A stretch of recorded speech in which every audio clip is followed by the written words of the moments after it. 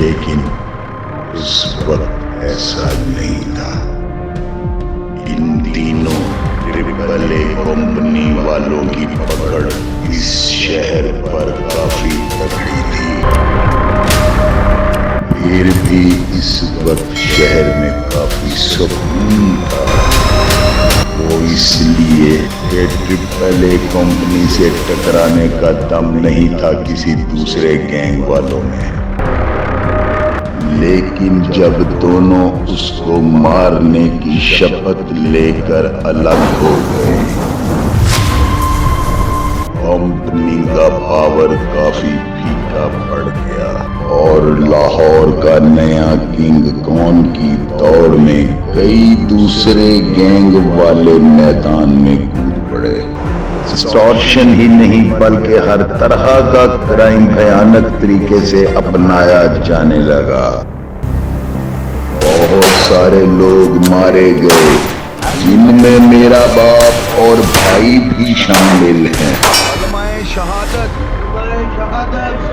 Law and order बस गायब हो गया और लाहौर का हाल इस वक्त वहां तक पहुंच गया कि अंडरवर्ल्ड गैंग वाले, बिल्डर लोग, फिल्म वाले, पॉलिटिकल लोग और पुलिस वाले भी एक दूसरे के बिस्तर में घुसने लगे।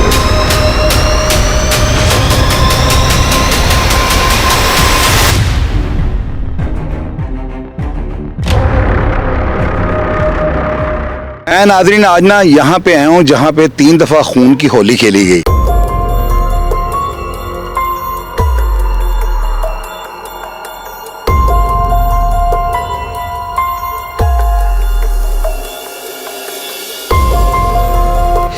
बसंत की रात थी, लोग अपनी छतों पर चढ़े हुए थे। आछी असले से फायरिंग उस वक्त लोगों का मामूल होता था और पूरी दुनिया से लोग लुत्फ़अंदोज़ होने के लिए पाकिस्तान में आया करते थे। 1994 की बसंत से एक रात पहले का ये वाक़या है कि जिस वक्त असद प्रिंस, आतिफ चौधरी, खालिद हीरा और साथ आगा नवीद जो है ना, यहाँ पर प्रिंसिपल मंसूर, जो कि ये पीछे आप बिल्डिंग देख रहे हैं, ये लैंग्वेज सेंटर उस वक्त हुआ करता था। यहाँ पे वो प्रिंसिपल मंसूर जो थे ना, वो लैंग्वेज सेंटर उन्होंने खोला हुआ था और वो यहाँ पे तालबात और तालिब इल्म जो थे ना, वो यहाँ पे पढ़ाई के लिए आया करते थे। नाज़रीन आप यकीन करें कि उस रात मैंने, चूँकि ये रिवाज गार्डन का वो गार्डन है जिसके बारे में मैंने आपको बताया कि मेरी कम से कम सारी जो जवानी है वो यहाँ पे गुजरी है। रात को हम डेली सब दोस्त यहाँ पे इकट्ठे होते थे। सामने मेरे दोस्त पप्पू भाई उनका घर है, साथ ही आमर रिवाज गार्डन वाला है, 80 रिवाज गार्डन, वो भी मेरा बचपन का दोस्त है। ये सब चूँकि यहीं के रिहायशी थे, इसलिए इस पुलिस मुकाबले के बारे में जो हालात या जो हक़ाइक़ मैं आपको बताऊँगा इंशाअल्लाह ताला वो कोई भी नहीं बता सकता। तो आइए चलते हैं, मैं आपको दिखाता हूँ कि पुलिस मुकाबला असद प्रिंस वाला कैसे हुआ, नज़र हुसैन को कहाँ पे शहीद किया गया और आतिफ चौधरी के ऊपर जो है ना अटैक जब करती है पुलिस, तो पुलिस वाले कहाँ कहाँ पर जो है मौजूद थे। आइए चल के देखते हैं।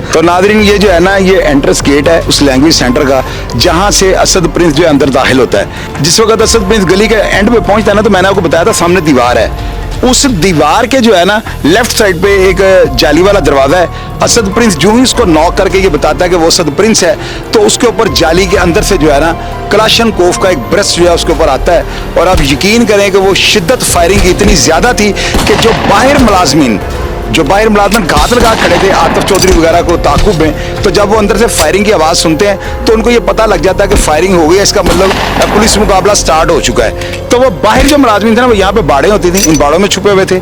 वो उसके अलावा वो सामने रिवाज गार्डन का जो गार्डन है, इस गार्डन में भी पुलिस वाले जो थे ना वो लेटे हुए थे और उन्होंने अपनी पोजीशन और नशिस्तें संभाली हुई थी।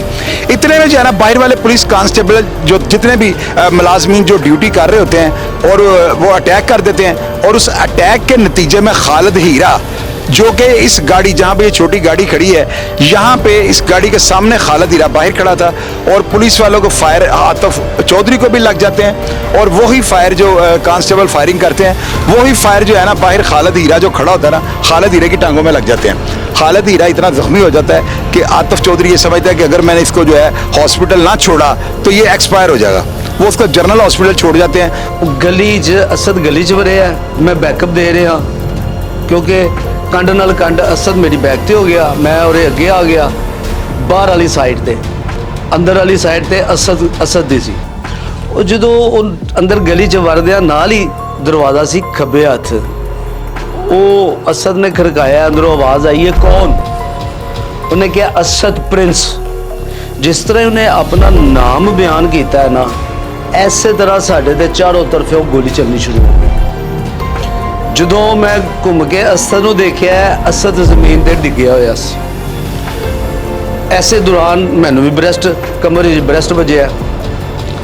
मैं उतों निकलिया, निकल के गड्डी 'ਚ आतिफ ने आवाज़ दी कि तू आ जा, क्योंकि असद ਨੂੰ मैं उस टाइम चुक नहीं सा सकता। इसलिए नहीं चुक सकता क्योंकि मैं आप जख्मी हो गया, मैनू ब्रेस्ट वज गया गलैशन का।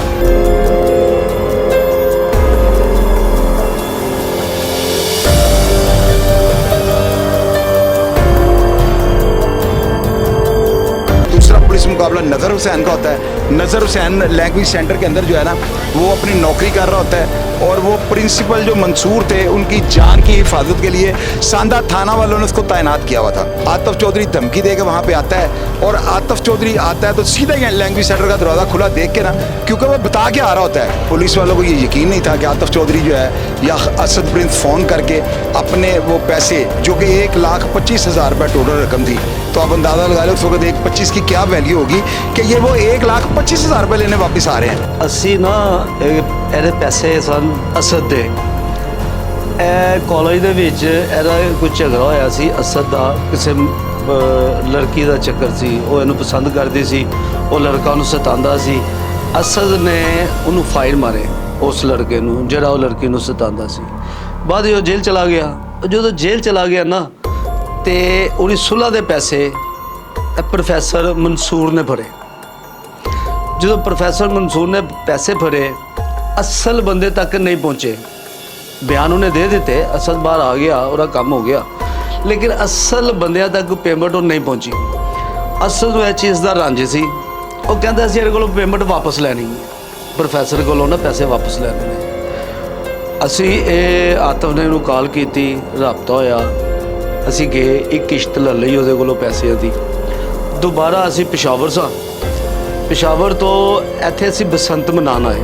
ਉਦੋਂ ਬਸੰਤ ਬੜੀ ਅੱਛੇ ਤਰੀਕੇ ਨਾਲ ਮਨਾਈ ਜਾਂਦੀ ਸੀ, ਨਾਈਟ ਬੜੀ ਅੱਛੀ ਗੁਜ਼ਰਦੀ ਸੀ।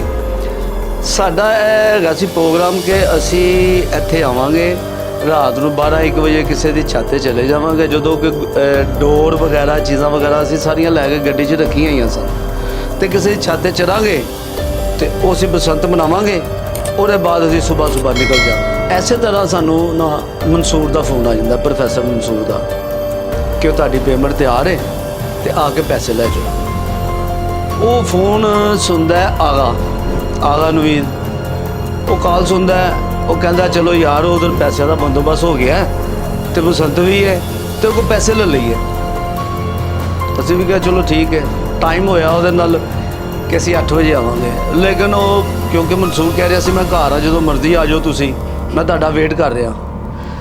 ਅਸੀਂ ਉਸੇ ਟਾਈਮ ਹੀ ਗੱਡੀ ਘੁਮਾ ਕੇ ਨਾ ਸਮਨਾਬਾਦ ਦੇ ਕੋਲ ਸਾਂ, ਅਸੀਂ ਉੱਥੋਂ ਗੱਡੀ ਘੁਮਾ ਕੇ ਅਸੀਂ ਜਿਸ ਤਰ੍ਹਾਂ ਹੀ MAO ਕਾਲਜ ਦੀ ਦੂਸਰੀ ਸਾਈਡ ਵੱਲੋਂ ਅਸੀਂ ਅੰਦਰ ਵੜੇ ਹਾਂ, ਅਤੇ ਉੱਥੇ ਨਾ ਮਸ਼ਕੂਕ ਹਾਲਾਤ पैदा ਹੋਏ। ਸਾਨੂੰ ਗਰਾਊਂਡ ਦੀਆਂ ਲਾਈਟਾਂ ਬੰਦ ਸਨ। पुलिस वाले जो थे उनको ये यकीन नहीं था, वही हवालदार नज़र हुसैन वहाँ पे अपनी ड्यूटी पर विराजमान था।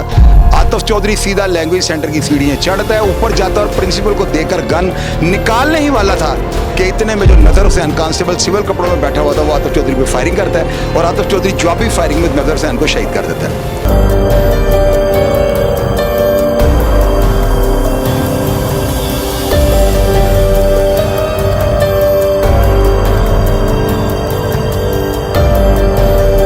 उसके बाद आतिफ चौधरी वगैरह यहीं से भागते हैं और यही रास्ता उन्होंने अडॉप्ट किया, वो निकल जाते हैं। और उसके बाद आतिफ चौधरी दोबारा प्रिंसिपल को धमकी देता है कि तुमने अच्छा नहीं किया, तुमने पुलिस को वहाँ पे बिठाया हुआ था, हमें मरवाना चाहते थे, तुम बजाय इसके कि हमें पैसे वापस देते, अब हमने तुमसे पैसे नहीं लेने, अब हमने तुम्हारी जान लेनी है। इसके बाद नादरीन आतिफ चौधरी अरेस्ट हो जाता है। आतिफ चौधरी को मैंने सारा वो आपको बताया प्रोग्राम स्टूडियो में बैठ के कि जो हालातों वाक़या से वो गुजरा।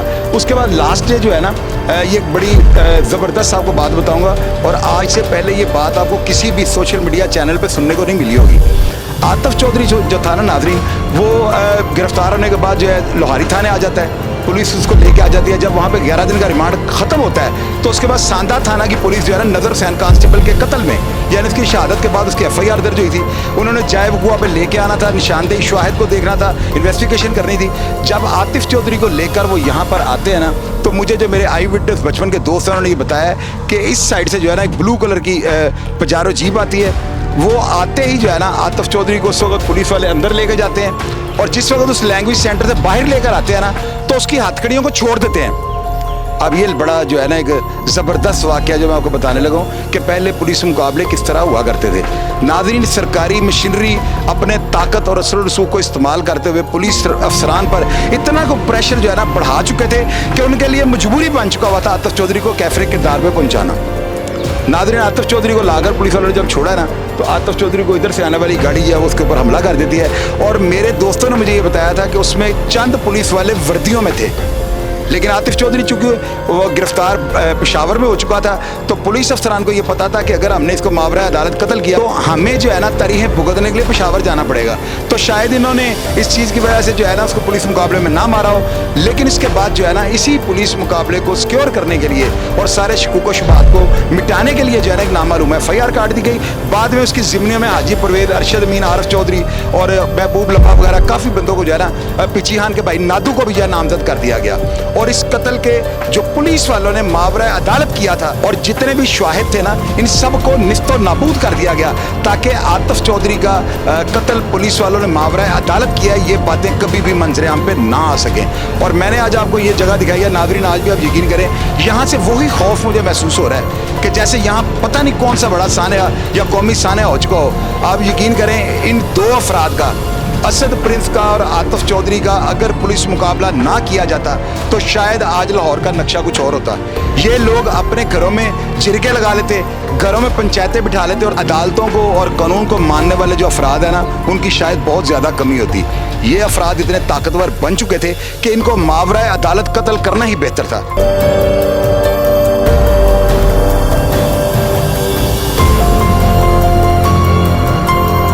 नाज़रीन, ये पप्पू भाई मेरे बड़े भाई हैं और मेरे साथ इनका सारा ही बचपन, बल्कि इनका मेरे साथ सारा बचपन जो है ना गुजरा है। और इसी रिवाज गार्डन में हम बाग के अंदर बैठते थे, रात को हम गाने वगैरह गाते, दोस्त शुगल जैसे करते थे, और यहीं से सब अपने घरों में लौट जाते थे। पप्पू भाई जो है ना, इनका घर वो बिल्कुल सामने है, यानी यहाँ से 50 कदम के फासले पर इनका घर है।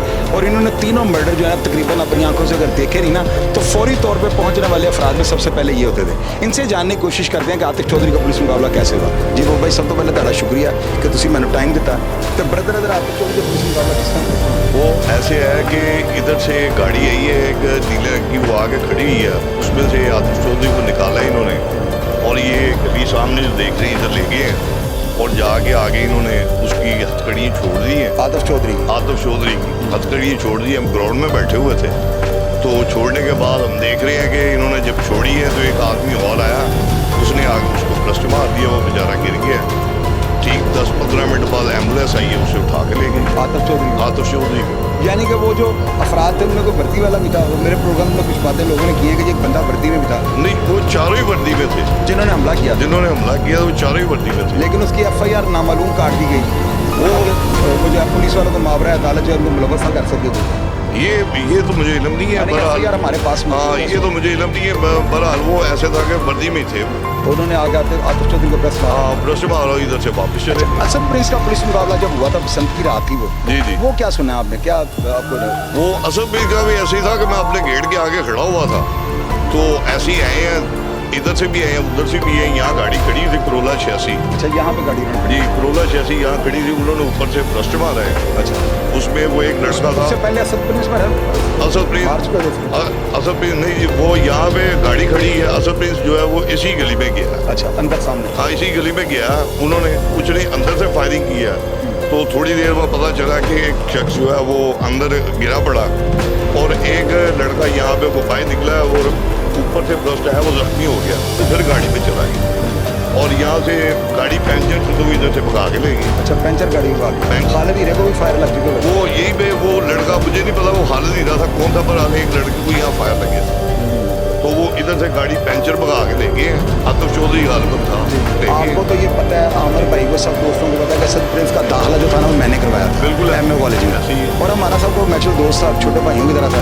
आपने असद प्रिंस को देखने में कैसा पाया था? किसकी रज़ा का मालिक था वो? बस वो मासूम रहा, ये नहीं कि वो बदमाशी लाइन का था, मासूम था। बस हालात ने उसे ऐसा कर दिया और वो बस अंजाम को अपने पहुंच गए। नाज़रीन, आप ये देखें, 1,25,000 रुपये की रकम को उन्होंने अपनी जिद बना दिया था।